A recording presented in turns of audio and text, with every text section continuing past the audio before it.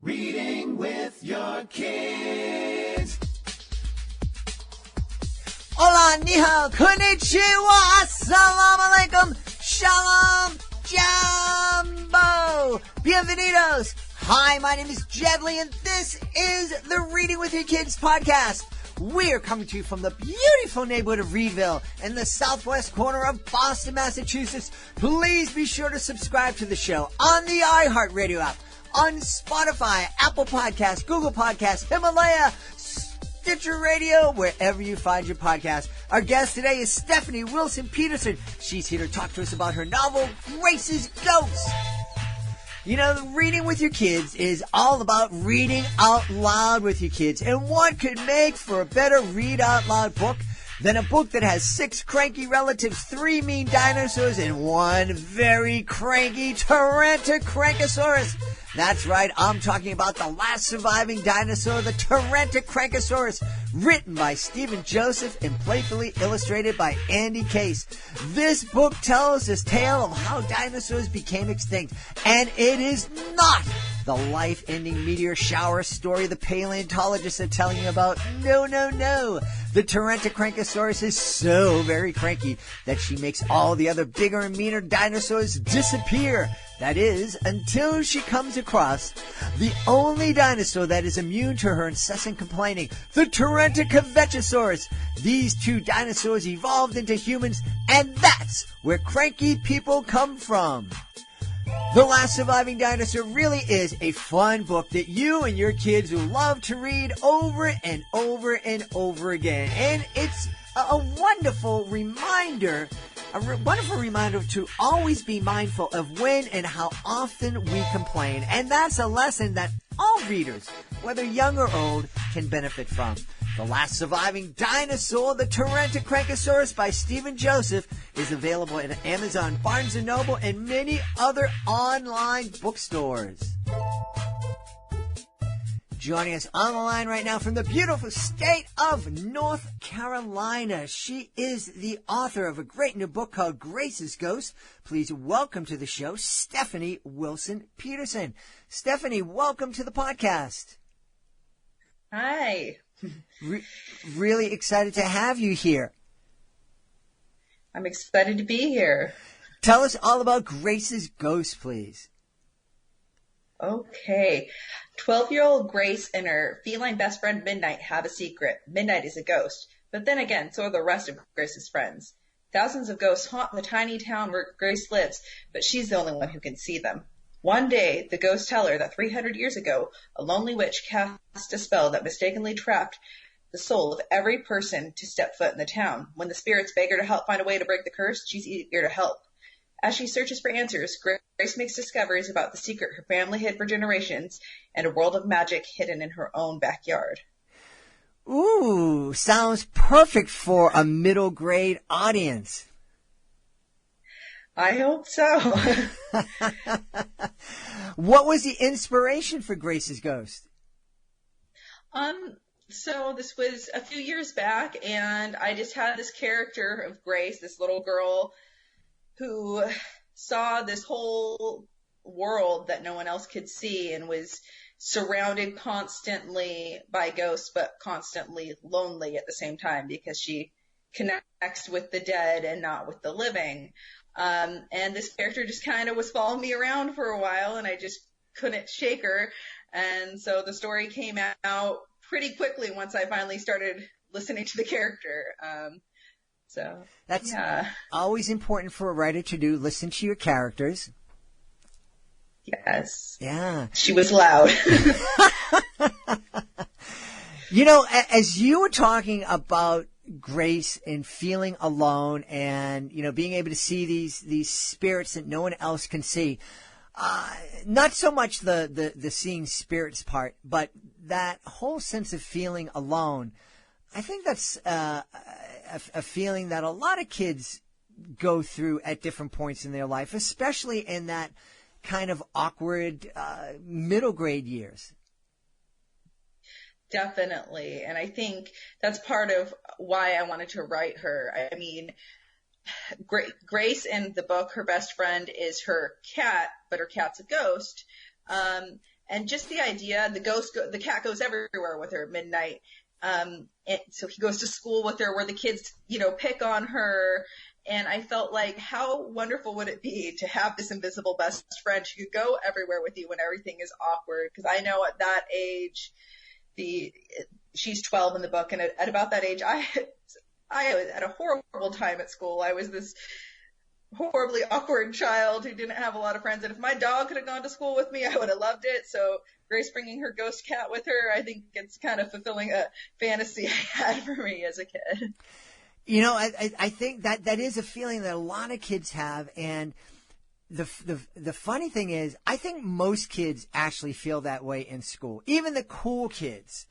And Yes. I think it's even harder for the cool kids because the cool kids have to work so hard to keep that front up, to keep up that facade that, everything's cool. I got it together. I know that everybody's connecting with me and loving me, but I really don't, because I'm just as goofy. And if I let anybody know that I'm goofy, they're not going to like me. And oh my goodness. Yes, I think there's definitely an age from maybe about 10 to 12 where they're all trying so hard just to keep it together. It's really hard, regardless of where you land on the social hierarchy, to just fit in and feel like you're okay in your own skin. And I think that's just something that so many kids can identify with because they all feel it. Yeah, well, it makes sense because that is the time of life when most of the kids are going through the biggest change, certainly the biggest change that they've ever experienced up until that moment, and probably the biggest change that all of us kind of go through. Yeah, definitely.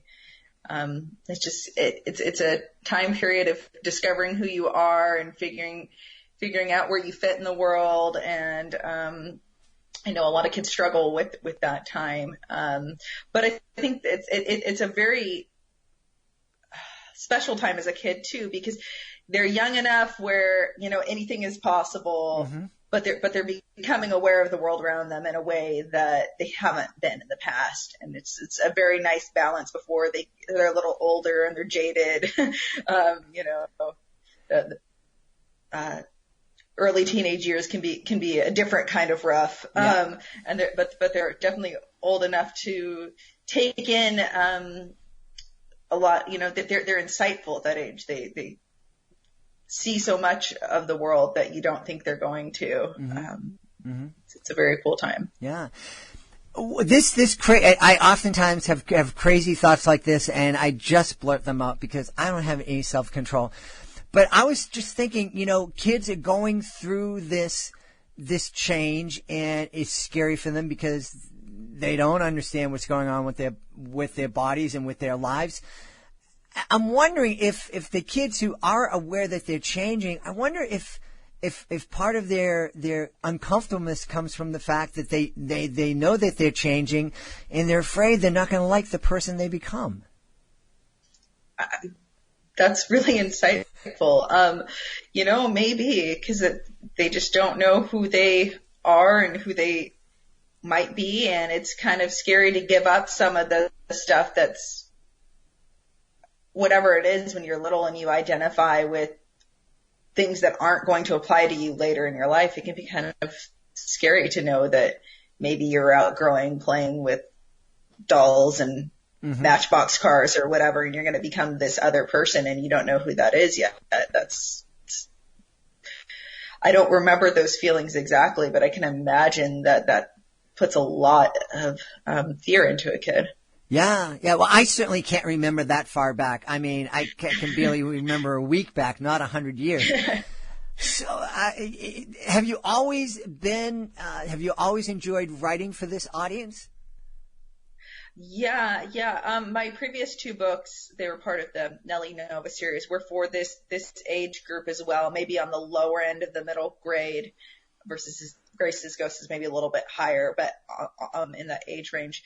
But I really like writing for that age range. I teach too. I teach creative writing, and that's kind of, I get kids the most in that maybe like 8 to 13-ish range. I understand them. I can communicate with them the best. they're just so insightful, and I enjoy them a lot at that age. So I think that's part of why I like to write for that age group. Though I have written a few picture books and a few chapter books as well that my agent's currently working on selling. But most of what like my default is always that 8 to 13-ish range. It's fascinating that you teach creative writing. As a magician, I've attended a lot of different conventions and workshops where the presenter is trying to teach creativity, and every time I walk out of those workshops thinking, well, all he did was show us what he did. There was no, this is how you be creative. And I've always thought of myself as being creative. I have no idea why. I don't know how. How do you teach creative? I understand you teach form and grammar and sentence structure, but the creative part of it, how do you teach that? I like to try to find things the kids identify with. So something I did, this is right before everything got shut down for quarantine. We started a project with graphic novels because the kids just love those right now. And I brought in everyone that I own and a bunch from our public library and let them spend some time just flipping through those and just being inspired by them and just showing them that exposure to literature helps spark creative ideas. And then we started on our own, but I didn't just say, okay, now write your own graphic novel. I said, let's come up with your main character, because your story is going to revolve around your main character. And you need to come up with 30 things about this character. You can't just say he's a superhero that fights a flying monster, right? You have to tell me who he is, why he is the way he is, what's he afraid of, what does he want, what's his favorite food, give me 30 things about him. And so that it starts to spark these ideas about who this character might be, and each little detail that they add makes them know more about this character, even if it never makes it into their book. And they start just thinking and opening up their mind to seeing their characters as people, instead of just, I have to write about somebody to make my book happen, but to see the layers of who they are. And then we did the same thing with the minor characters and the villains, and then their setting. They had to come up with 30 things about the setting, even if that never made it into their book, and just keeping these lists of what they're writing about before they even started. And they came up with really amazing things when they had a little bit of framework of, you need to do something, and not just saying go, Mm-hmm. And I think just a little bit of structure helps me as an author. So but I really saw with my kids how much it helped them to have this framework to get them started. I think you're right. I know for me, in terms of creating magic, if I'm not this big magical thinker and inventor, but if I have a prop, that's when I can start. Well, this is my structure. I have this, and what do I want to do with this? And I know it has this power and that power, but how do I want to use it differently? And so, yeah, that's fascinating. What kind of joy, because I'm really excited that you're here to talk about this, because I know no matter when the great quarantine of 2020 is lifted, we're not going to jump right back into the way life was beforehand. There's going to be a long time when we're we're stepping out, kind of like going into the cold ocean. We step in with our toe a little bit. It's, there's still going to be a long time where kids are going to be by themselves and isolated and at home, and parents are going to be freaked out. I don't want my kid to go to camp and all that kind of stuff.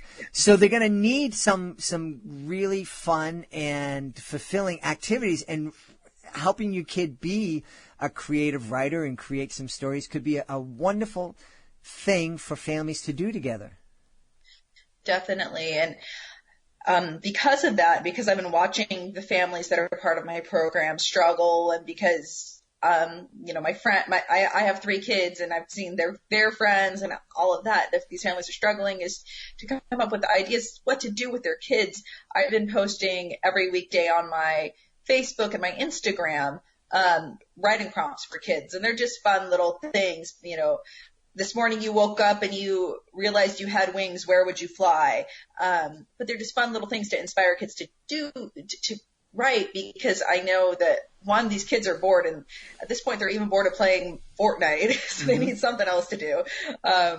And two, I know parents are worried that their kids aren't getting enough with the schools being closed, so a little thing I can do to try to help out. And I think that it's great it's a really difficult time, but I think it's a wonderful time when we're all home together to maybe focus on your creativity. Mm-hmm. Mm-hmm. Talk a little bit, if you would, about, we talk about a lot about the benefits of reading with our kids and reading with our kids of all ages. And the fact that, yes, it helps our kids develop vocabulary and understanding of other people's and empathy, and they become better readers and hopefully develop a love of reading and learning. And it's a great way to have conversations.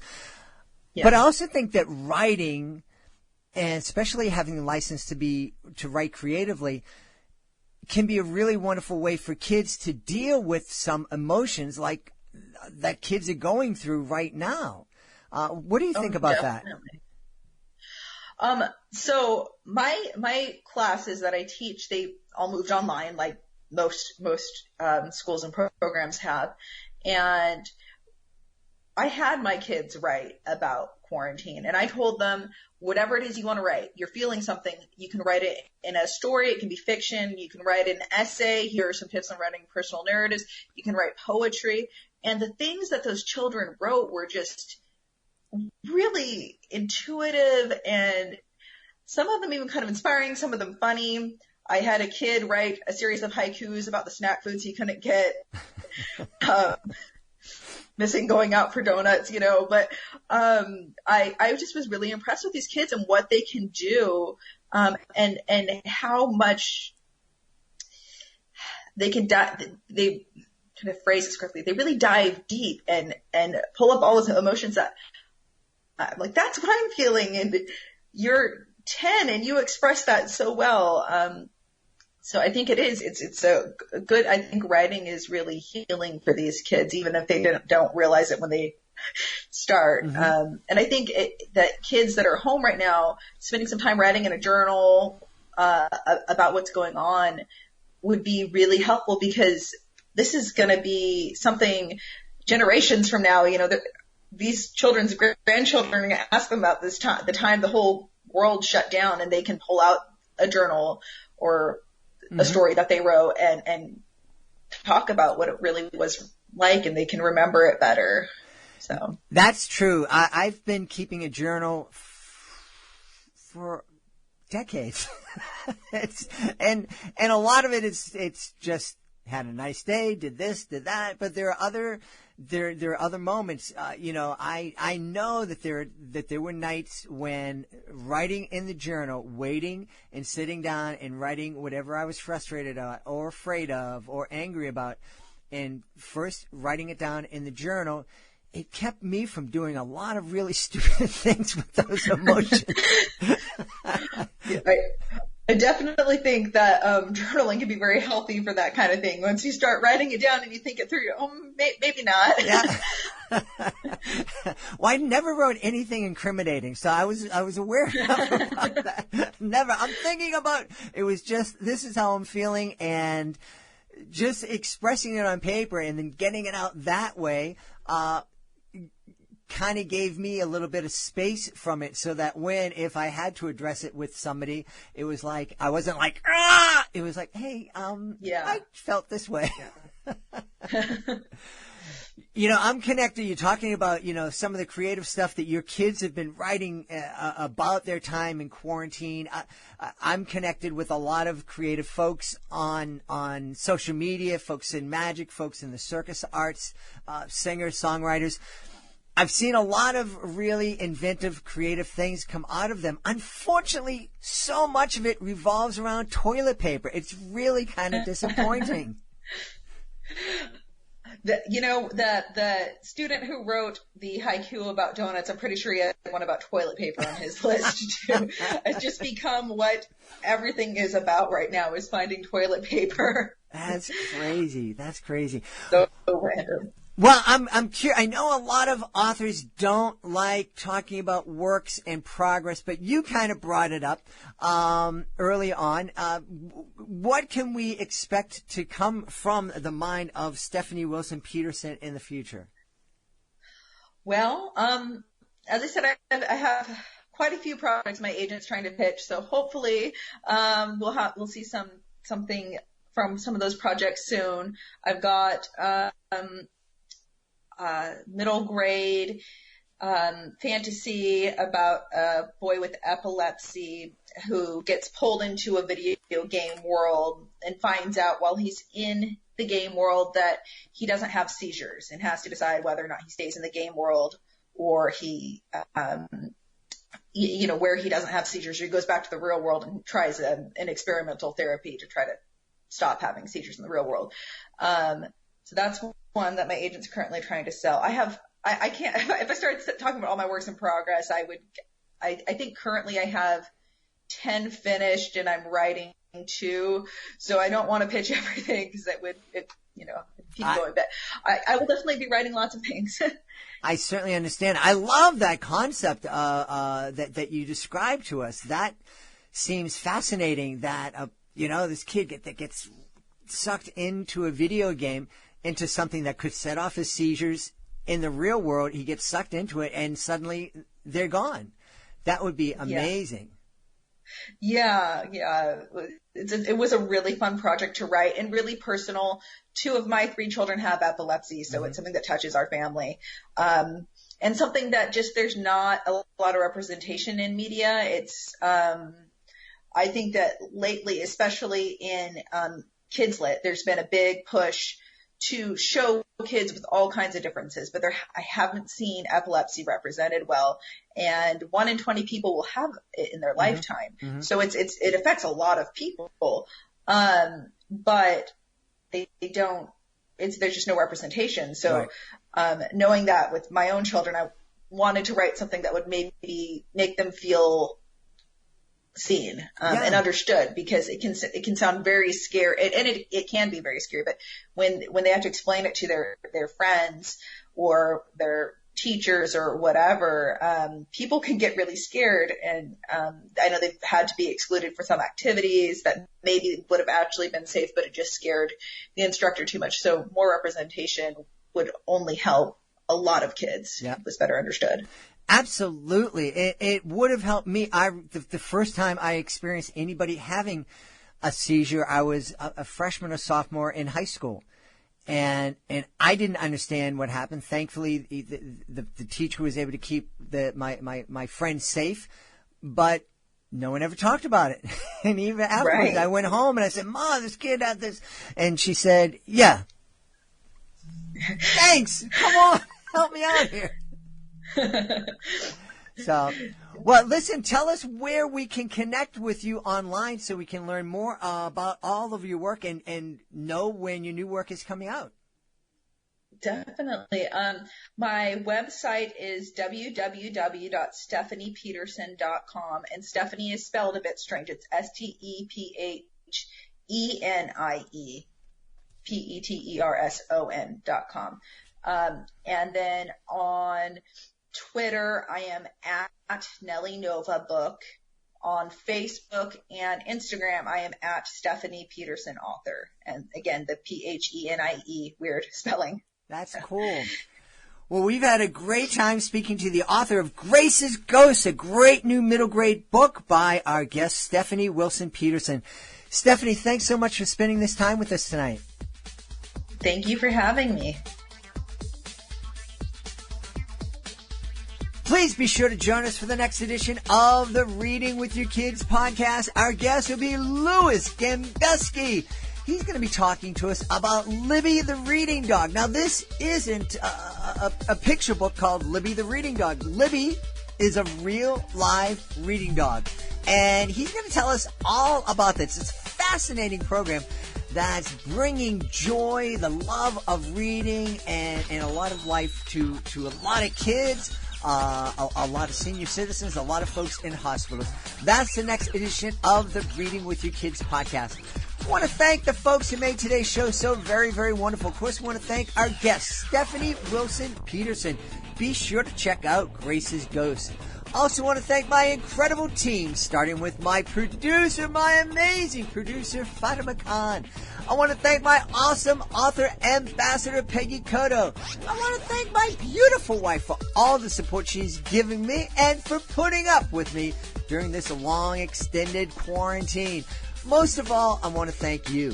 You have done such an amazing job through this long and extended quarantine. You've become your kids' teachers, your kids' best friends, your kids' dance instructors, your kids' art instructors, and you're doing everything, and you're doing a great job at it. Even though sometimes you don't think you are, but you are. You're doing it with love, and you're making the world a better place. Thank you so very much. I'll be looking for you in the next edition of the Reading with Your Kids podcast.